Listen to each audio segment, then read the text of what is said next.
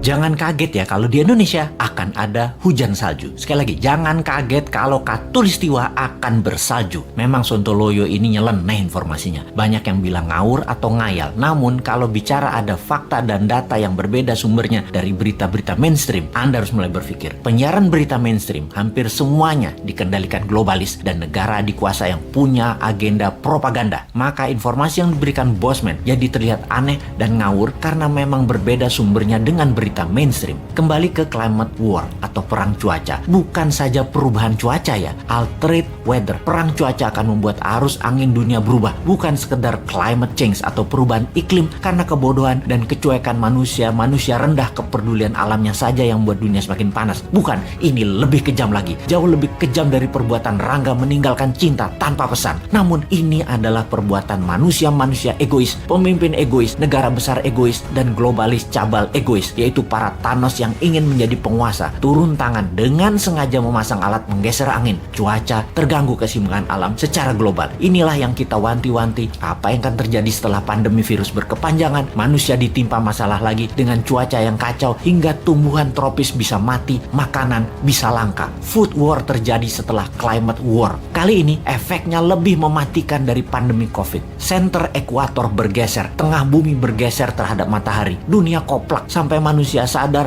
bahwa kita punya common enemy atau musuh bersama, yaitu alam yang tidak dipelihara. Seperti tubuh manusia tidak dipelihara di usia senja, berbagai penyakit dideritanya. Ternyata sahabat, ada fakta lain kalau kita ingin membalik semua keadaan tersebut. Banyak buktinya. Misalnya, ada seseorang di usia 65 tahun baru mulai hidup sehat. Di usia 80 tahun usia biologisnya, tetapi body age-nya seperti orang berumur 30 tahunan karena dirawat dengan baik walaupun mulainya dari umur 65. Dia makan sehat, olahraga, dan lain sejenisnya. Sekali, padahal selama 65 tahun hidupnya berantakan, namun ketika diputuskan berubah 180 derajat, balik arah, semua bisa jadi muda lagi, sehat lagi. Dunia pun sama. Selama ini dunia tidak dirawat oleh manusia, maka penyakit bumi itu banyak. Hal inilah yang membuat bumi menua dengan cepat dan menjadi renta. Tapi bukan tidak bisa disembuhkan. Bisa, selama kita semua sepakat berjuang memperbaiki. Indonesia di tahun 2045 adalah pemimpin yang akan memimpin perbaikan alam dunia ini semua. Untuk itu, New Mind selama 24 tahun ke depan hingga tahun 2045 akan pegang kendali utuh, menyelesaikan masalah dalam negeri dan luar negeri, menyetop kegilaan Amerika dan Tiongkok, serta menyetop globalis cabal. Ini bukan impian kosong. Ini mungkin impian segelintir orang awalnya. Namun ketika 1 juta orang percaya, akan jadi collective belief. Ketika 10 juta orang pertama, kekuatan keyakinan makin besar. Dan ketika 100 juta orang percaya, maka Indonesia akan bergetar. Ketika 270 juta orang Indonesia percaya, Indonesia menang. Dan ketika 1 miliar manusia percaya, dunia semakin sehat. Ketika 5 miliar manusia sepakat, maka dunia damai selamanya. Saat ini silahkan kalian percaya dengan pejabat yang mendukung penyedot nikel dari tanah air tercinta ini hingga 3 tahun ke depan supaya musnah cadangan nikelnya. Silahkan dukung. Tapi kalau mau Indonesia baru, dunia baru, siapkan konsep bernegara yang membuat Indonesia akan menjadi negara superpower. Ubah pola pikir lama dan semua pejabat incumbent termasuk yang mencalonkan di tahun 2024 yang dari incumbent. Mereka semua pikirannya lama. New Mind,